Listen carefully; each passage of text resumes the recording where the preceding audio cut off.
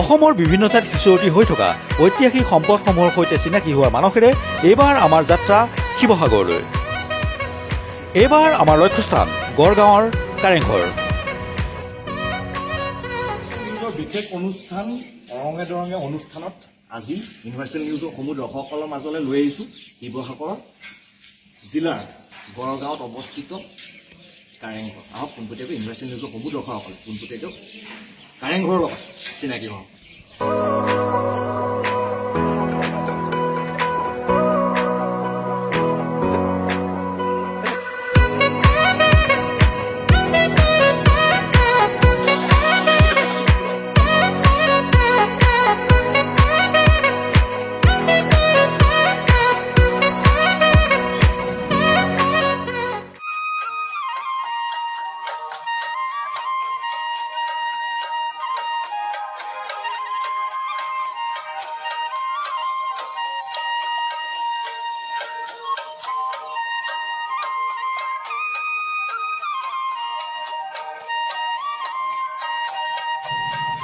এয়া আহোম স্থাপত্যৰ অন্যতম নিদৰ্শন গড়গাঁৱৰ কাৰেংঘৰ।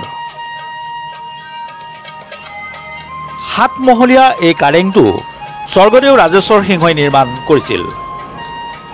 দিহিঙীয়া ৰজাৰ মৃত্যুৰ পিছত তেওঁৰ পুত্ৰ চুকলেনমুঙে 1539 খ্ৰীষ্টাব্দত ৰাজপাটত উঠি গড়গাঁৱত ৰাজধানী পাতিছিল।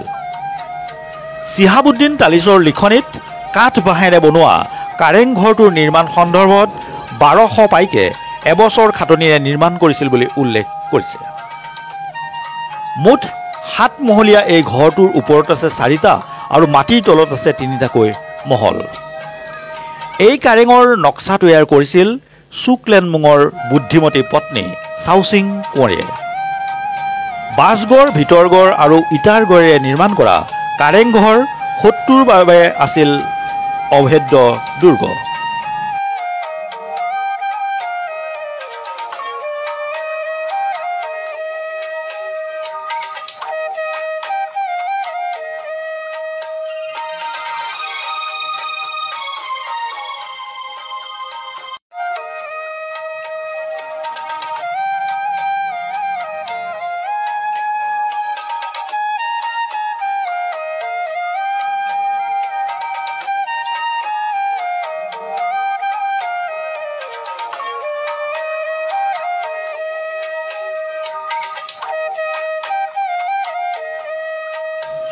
মোগল আৰু আহোম স্থাপত্যৰ প্ৰভাৱ পৰা কাৰেংঘৰৰ কাৰুকাৰ্য আহোম যুগৰ সকলো স্থাপত্য কলাৰ পৰা পৃথক আৰু অনন্য।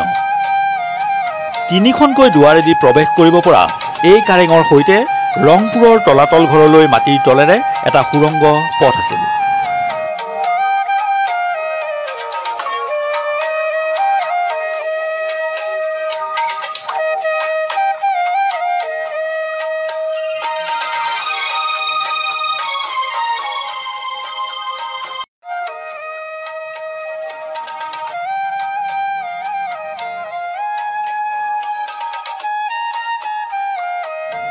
কাৰেংঘৰৰ ওপৰৰ মহলাটো আহোম ৰজাৰ সিংহাসনৰ প্ৰতিৰূপ।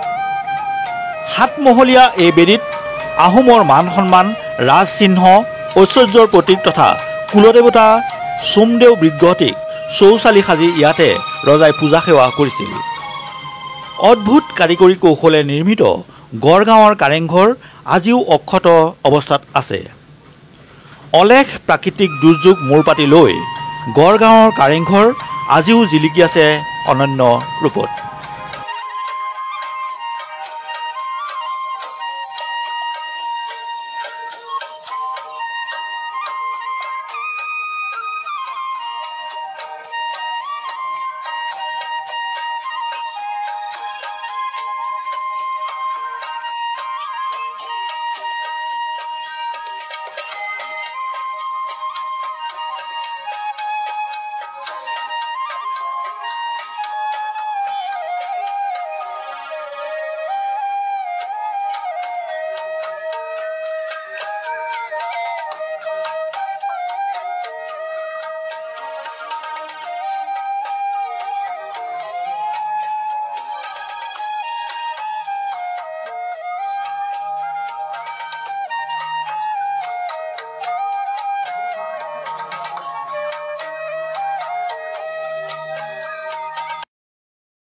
ইউনিভাৰ্চেল নিউজৰ সমূহ দৰ্শকসকলে অৰঙে দৰঙে অনুষ্ঠানৰ জৰিয়তে পোনপটীয়াকৈ শিৱসাগৰ জিলাৰ কাৰেংঘৰৰ লগত পোনপটীয়াকৈ চিনাকি কৰালো আৰু এনেদৰে অৰঙে দৰঙে অনুষ্ঠানৰ জৰিয়তে মই কৌশিক দে আপোনালোকৰ মাজলৈ আহি থাকিম আৰু ইমান সময় আপোনালোকে ইউনিভাৰ্চেল নিউজ চাই থকাৰ বাবে মই কৌশিক দে আপোনালোকক ধন্যবাদ জ্ঞাপন কৰিছোঁ।